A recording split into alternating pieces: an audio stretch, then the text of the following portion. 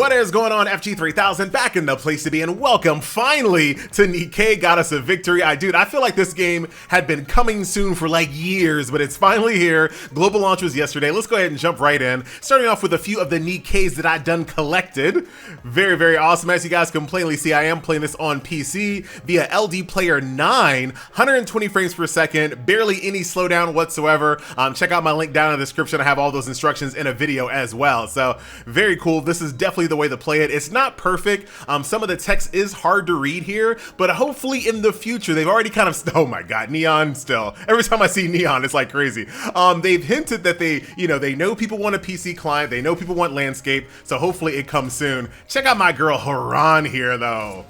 So I know a lot of people are playing Nikke for obvious assets, right? I get it. But I still like some of the characters here whose backside is not completely asset ridden. Like, I'm pretty cool with it. I like a nice variety of waifus here. Here's our girl Ledmilla as well. I just picked her up. Very, very nice. As you guys can plainly see, no censorship here as far as I can tell. I did play the game in beta, but it has been a hot minute. So the rest of these characters are going to be some low rarity. Let's go ahead and jump on into some campaign gameplay here. Do keep in mind that Nikke is basically an idle game, kind of, sort of, when it comes to the mechanics. Not when it comes to the combat gameplay, but when it comes to the overall mechanics, it is quite idle, and we'll talk about that a little bit later. So we left that full loading screen in the video so you can kind of get a feel for it. I do feel like the loading screens on my phone are considerably faster, so this just might be an LD Player 9 thing, right? So let's try out one more loading screen here. This is jumping into combat after you've already made it to the surface. Keep talking, FG, dude, I'm running out of stuff to say. The campaign can be played on normal or hard difficulty. That's just reading. You reading. So that is kind of the load times here, but I swear it feels faster on my cell phone. But here's what people are looking for, right, ladies and gentlemen? Here is Nikke Goddess of Victory. Basically a time crisis-esque gotcha hero collector waifu extravaganza. At any time you can switch between your different waifus here. If I want to turn off manual, I can do some targeting here. Certain characters have certain types of weapons that have different ranges, right? So think short range, mid range, long range, shotgun, spread, stuff of that nature.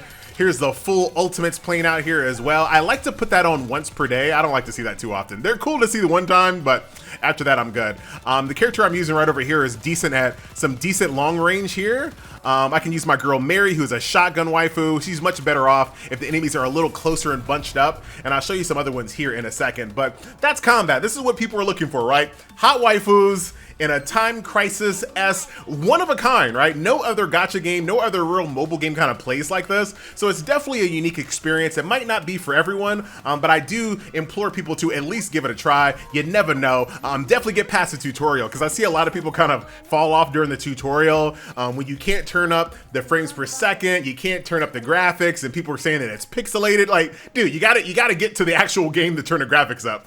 I don't know why they do that, right? I have no idea why these games allow you to play like 30 minutes of the game on low settings. Like, I never understood that. Oh, what is going on? I never understood that. I feel like mobile games need to be more like PC games, where before you press start, you can adjust all of your graphics. That would be the move right there. Let's move to some different waifus here. Here's the girl Volume.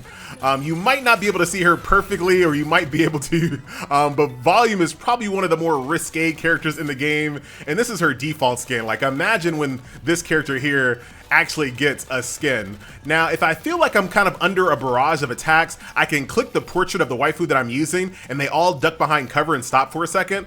So you can do that on, boss encounters when you're fighting something a little bit more telegraphed. That way you can kind of retain some of your HP, but even if you're behind cover, you will take a little bit of damage, but most of it is blocked. These characters have different types of abilities, so think heals, shields, things of that nature. Dude, we are losing on video. Let me out of here, hold on. I'll let you see that ultimate, but I'm out of here.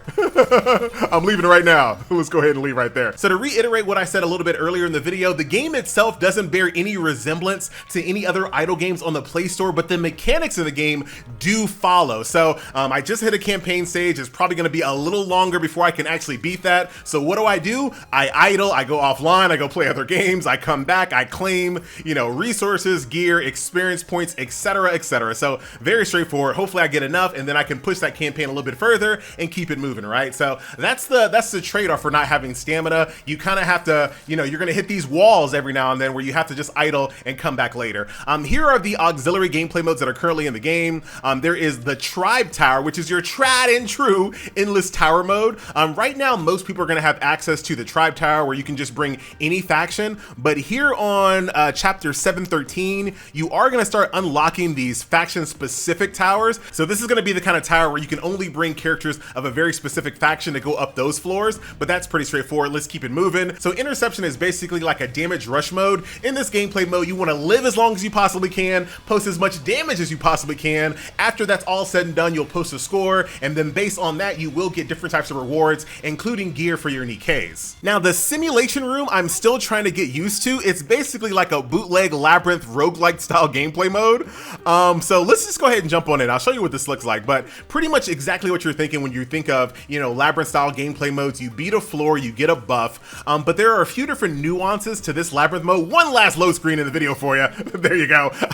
But there's a little bit of nuances in some of these buffs that you get. Number one, there's a maximum, there's a cap of buffs that you can have. This is kind of like the first labyrinth style game that I've ever seen that didn't let you just get all the buffs, right? I kind of wish they would do that. It just feels good to be completely overpowered, in my opinion. I think that's the whole point of labyrinth style gameplay modes, is to just get all of these buffs, all of these weird different effects that you don't normally have in your normal gameplay, your minute-to-minute gameplay, and then just go wild in the labyrinth mode. But they didn't decide to do that. There is a cap on your buffs here. Dude, look at this guy over here way in the back. Oh boy, calm down, volume. All of these jiggles everywhere. All right, let's switch to volume here so I can kind of spread out all of these little mobs here. This might be a little strong for me because this is the next difficulty. Nope, I played Time Crisis before. Nah, we're good. GG. So that's a floor completed, right? Beat the floor, get a buff. But like I mentioned a little bit earlier, there's a cap on the buffs, and there's a little nuance to which buffs you want to select. So check this out. You have a thing called a buff chain, right? So your chain level increases as you obtain more buffs of the same chain type. These buffs are categorized as, you know, triangle, square, circle, and diamond. FG knows the shapes. So you can see these buffs here have those icons there. So you kind of want to make sure that you're bringing the same buffs from the same shape type. So even if you might like, you know, chain ammo or quick reload sequence, if you don't need a triangle, you might not select those, right?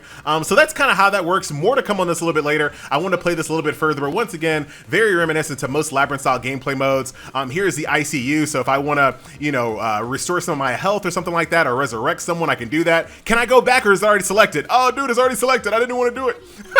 I didn't need that. And then right here, check this out. It kind of lets you know which buffs that you can expect, whether it's these squares or these diamonds. Once again, I wanna play with that a little bit more, but that is the labyrinth style gameplay mode here in the game, and that wasn't available in beta, right? So that's Tribe Tower, that's Simulation Room, that's Interception. Last but not least, we have Lost Sector. We'll go ahead and jump onto this right now. I think I showed this off in my beta video, but why not? Let's show it again. Okay, so here we are inside the Lost Sector. We'll go ahead and start exploring our little gang of chibi waifus here. And basically what you want to do is you want to navigate this little labyrinth or this little maze. There's going to be buttons that open doors, allow you to teleport to different floors, etc., etc. If you are powered up enough, you will be able to skip combat in this gameplay mode. Let me see if I can do it again. Yes, we can. So that's very nice. How about this guy? This guy is going to be a little bit closer to my power level. All right, so here we are. Let's go ahead and throw this bad boy on autoplay. The autoplay is okay. You probably are only really going to use it on stages where you are, you know, pretty close to the power level. It's very important there. And then of course, boss fights. Bosses are like, dude, your Nikkes are not going to respect any type of like telegraphs or any type of mechanics. So you definitely want to take over and play manual when you're fighting boss stages. As you guys can see with this right here, they should be fine. Everything should be good. See, right now you definitely want to like attack these little enemies that have the little extra icons on them. There's a lot of ads, there's a lot of trash. You don't really want your main DPS waifus focusing on the ads. Maybe like a shotgun waifu because you can spread out, do damage to the main targets and the ads. But these guys right here, this is your main target here. We got 42 seconds. Come on, autoplay. The first auto, see how she's like hitting all the ads but not hitting the main target? Main target is over here dancing, just chilling. You're not even fighting. Come on, autoplay. I took over. I'm good now. There you go. So autoplay, not perfect. Again, if you find yourself not being able to beat a stage, don't be shy, turn it on manual play and just go at it. All right, so we just defeated that encounter there. We'll step on this little tile, that'll open up a door. We're getting very close to the end. There's also a nice little treasure chest in here as well. We'll go ahead and quick battle that one, and you can kind of see what's going on here, right? You basically want to kind of navigate this maze, get all the treasure chests you possibly can, click on all the buttons, open up all the doors, do a full exploration, get rewards, rinse and repeat on, and you can see right up here, the game will let you know exactly how many rewards are on offer in each specific area. And if you don't have time to complete a lost sector in just one sitting, you can always just suspend it and come back. 42% of it is complete, and I can just pick up right where I left off. So rounding out the content that you have here in Nikke, you also have a headquarters that you can upgrade. For right now, for the purpose of this video, I'll show you a few highlights. You do have a tried and true dispatch mode, but I'm completely done with that already. Oh, no, I'm not. It took a second for it to load in. We'll go ahead and claim all of our little dispatch modes, exactly what you think it is. You have a thing called a synchro device, and this is basically what you see in most idle games, where you can put your characters in this little system, and they will match the lowest level member of your main squad team. So you can see right here, Diesel's level 48, so now Ludmilla is 48. Here also in headquarters is basically your affection system, so you can give your waifus different types of gifts here. These come from doing your dailies and your weeklies, and they're probably available in other places as well. You can advise them, which gives you a little bit of, introduction to their personality, things of that nature. And as you guys can see, as you increase your bond level, you will increase your stats as you move along. Right now I'm rank 1, so I got nothing. So moving over here to the guild functionality, in this game they're called unions. Right now you have a union shop, which is pretty straightforward. That allows you to buy things using guild currency. You have Union Raid, which is not available just yet, so stay tuned for next season. And then here is the shooting range, and dude, I love little gameplay modes like this. I had so much fun doing something very similar when I was playing Seven Mortal Sins. It's just so much fun to compete against your guildmates, especially if you actually know them as friends. So it's just fun, right? Just for bragging rights, showing who can do the most damage in your guild, aka Union. So we'll be right back. I'm not gonna let this play out for a full minute, and I'll show you how good my damage is ranked up against my guild. If it ain't good enough, we're gonna start going deep, real deep. Not in this video because I'm out of currency, I'm sorry. All right, let's see what we got, Oh, dude, I'm still rank 7. Come on, dude. I'll see you guys tomorrow. So there you go, my friends. A nice little look at Nikke Goddess of Victory. It has been a long time coming. Does it live up to all the hype? I mean, it really depends. From a gameplay standpoint, it's definitely a unique experience. There is no other mobile game on the platform that plays quite like this. And when it comes to a design perspective, these are some of the best looking waifus I've seen in a hero collector in a long time. And I implore you, right, not to just completely focus on assets on every single character. I love the fact that these characters have so much diversity. I think it would be really boring if every single character in this game looked like Volume, right? That's just me. That's just one man's opinion. So I know a lot of people don't like characters that look like this. I'm fine with it. I really am. I know in the future there's going to be events, there's going to be login bonuses, different battle passes. Don't forget we have co-op raids and things of that nature. There is a lot to look forward to here in Nikke. And if you're worried about levels of ludity, dude, I think you're good. Straight up, I think you're fine. And again, I love the variety of different waifus. Not every single character in this game is all about assets, but if you want that, it's here. If not, you got plenty of variety. This character right here, in my opinion, looks better than almost any other character in the game. Look at that. Do not write off the characters just because they're wearing a trench coat or a long coat or something like that. It's a part of their design. I'm fine with it, right? Trust me, there is plenty to go around. Even if it's not fully exposed, you have characters like Sugar. Why am I trying to convince you guys about the quality of waifus? You got eyes, you can see. So that is gonna do it, my friend. I like her too, right? A little sleepy waifu. She even has the little sleep eye things. And look at that. Imagine having a sniper this lazy. And look at, dude, you are gonna be just fine with the level of waifus here in Nikke. I assure you, all right? I think you're gonna be fine, I promise. So that is gonna do it, my friends. Once again, a nice look at Nikke Goddess of Victory. I like the fact that she's just wearing normal kicks. You know what I'm saying? That's cool too. Very, very cool. And yeah, I know her hair is covering it up, but dude, do you want every single character in this game to have short hair? Does all the hair have to stop right there at their waist? Don't answer that. What else we got here? Dude, Dala? Dude, such great designs, man. Really great designs. I love it. So many different personalities, so much diversity, everything you're looking for. Again, plenty of ludality as well. You are good to go. Look at this one here. like the monochrome waifu. Like she's literally like a monochrome waifu. She's lazy and sleepy too. Dude, I love lazy, sleepy waifus. It's just like me, FG. So you have volume and you also have noise here as well. A little thigh jiggle, all kinds of great stuff here. A lot to choose from. Do not worry, dude. Do not worry. you won't be just fine. Look at this. And anytime you want to feel it some type of way, you can just open up the screen and yeah.